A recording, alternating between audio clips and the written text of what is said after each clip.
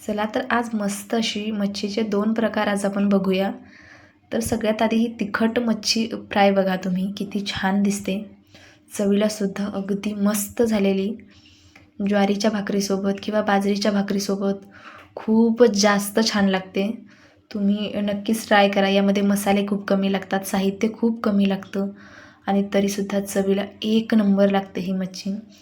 तर तुम्ही बघू शकता काय भारी दिसते आणि जेवढी भारी दिसते ना त्यापेक्षा जास्त चवीला भारी होते ही. तर तुम्ही बघा काय मस्त दिसते. तर तुम्ही कुरकुरीत मच्छी किंवा रश्श्यातली मच्छी खाल्ली असेल, पण अशा प्रकारे नसेल ट्राय केली, तर ही वल्ली फ्राय ना तुम्ही नक्की एकदा बनवा. तुमच्या घरातल्यांनासुद्धा खूप जास्त आवडेल. तर ज्वारीच्या भाकरीसोबत ना एकदम जबरदस्त लागते. त्यासोबत इथे मी अळणी मच्छी फ्रायसुद्धा बनवलेली, तर त्याचीसुद्धा रेसिपी तुमच्यासोबत शेअर केलेली. तर अशा प्रकारची मच्छी ना लहान मुलांना खूप जास्त आवडते, का तर तिखट नसते, चवीला खूप छान लागते. तर ही मच्छी मी हमेशा बनवत असते, का तर माझ्या मुलीला शुभ्राला ही मच्छी खूप जास्त आवडते आणि तिच्यासाठी अळणी फ्राय मी हमेशा बनवत असते. आणि आमच्या तिकडल्या भागामध्ये ना म्हणजे जेव्हा आपण मच्छी थाळी ऑर्डर करतो ना, त्यावेळेस अशी अळणी मच्छी फ्रायची प्लेट ना आवर्जून मिळते आणि त्यामुळे लहान मुलांनासुद्धा आवडते.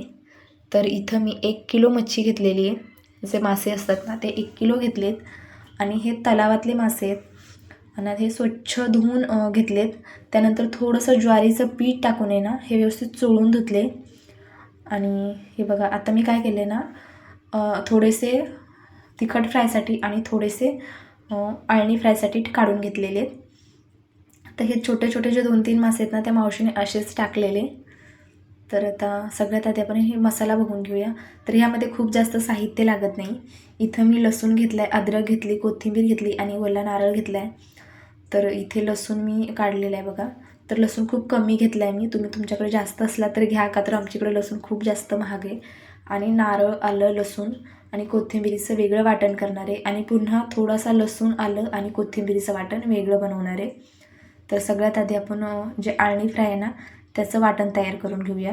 त्यासाठी आपल्याला इथं नारळ, लसूण आणि अद्रक, कोथिंबीर लागणार आहे.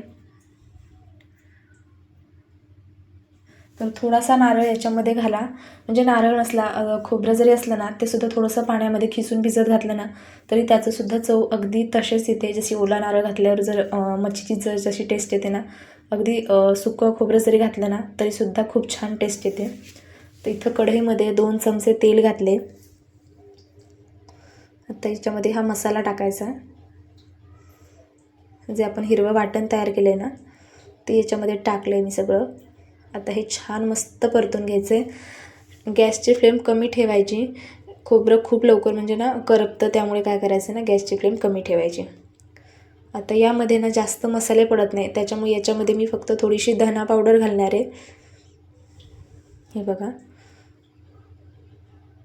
आणि त्यासोबत यामध्ये थोडीशी हळद देखील घालायची.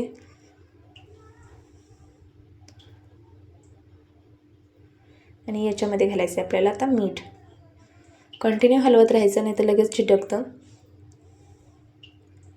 मस्त अशी फोडणी आता आपली तयार झालेली आहे. आता यामध्ये मी मीठ टाकलं आहे.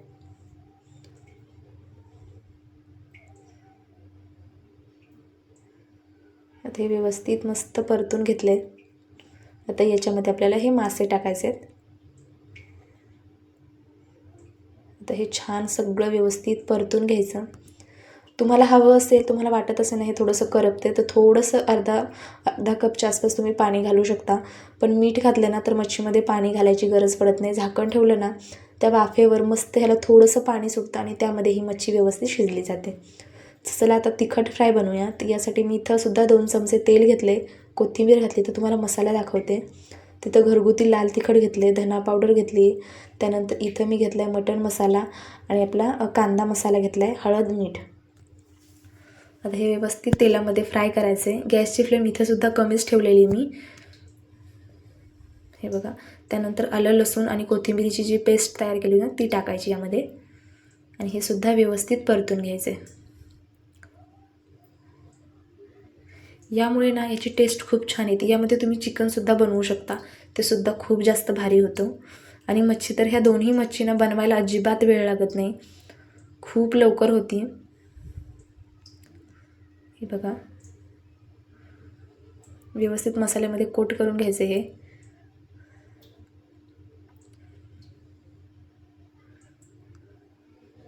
आता हे सगळं व्यवस्थित हलवून झाल्याच्या नंतर ना व्यवस्थित असं हे छान एकजीव करून घ्यायचं.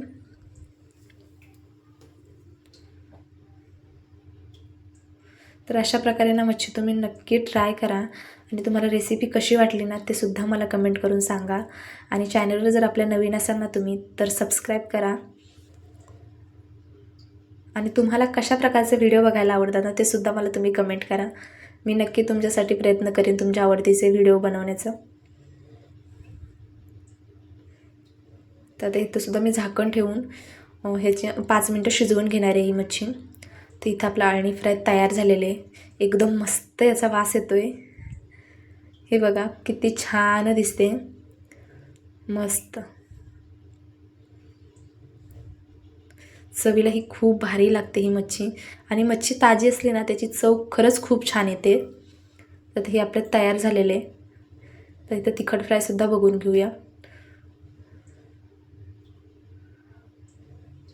तर तुम्हाला मसाला वगैरे बनवायचा कंटाळा आला असला ना तर तुम्ही हा प्रकार नक्की ट्राय करा. अगदी पटकन होणार आहे. अजिबात यामध्ये मच्छी तुटत नाही, काहीही नाही, वाफेवर छान शिजते. बघा काय मस्त हा पीस तयार झालेला आहे.